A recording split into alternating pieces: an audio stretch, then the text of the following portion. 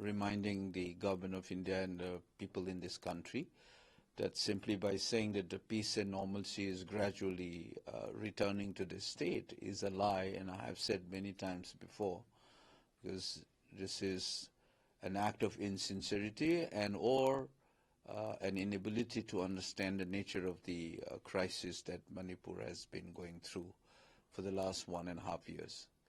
So you keep on saying that normalcy has returned or is gradually returning. It's not. It's a huge violence. Many lives have been lost. Houses being burned down, and women and children became victims. And the worst thing is the degree of escalation is that terrorist-like activities of keeping people hostage, including a young child, 2.5 years old or 8 months old baby, and women and children been taken hostage reportedly by the Kuki armed militants.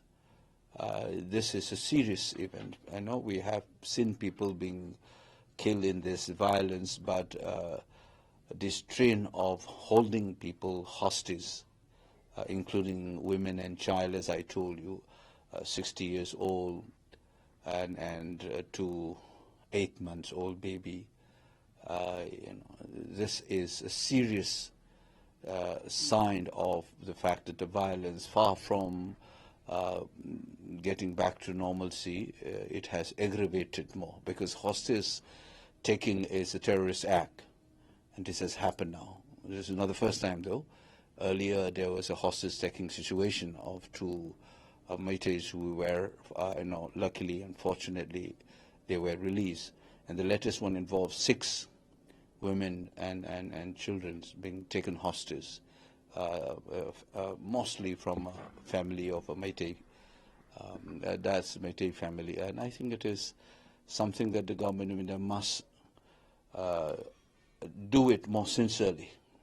If anything happens to these victims, these hostages, I think government of India and its puppet regime in Manipur should be held solely responsible for this violence, including those so-called Kuki-Zo MLAs. They have been presiding together as elected members, and the government of India, the government of Manipur, and these MLAs have been presiding over this violence for so long. I think this is something that not only in this country but internationally it must be exposed now.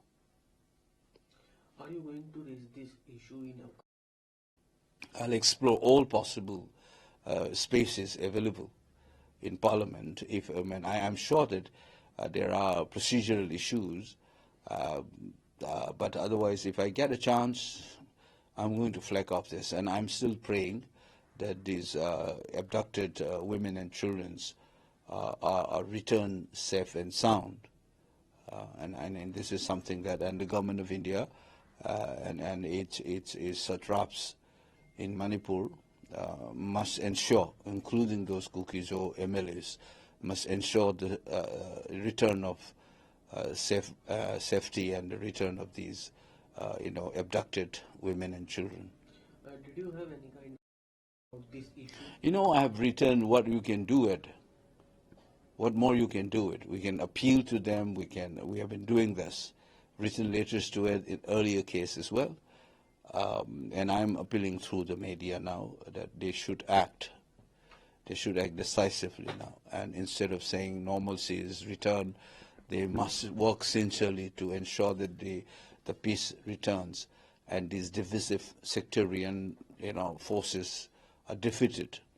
The wreath of the state must be staffless. The state must assert itself, its legitimate authority to rein in the violence.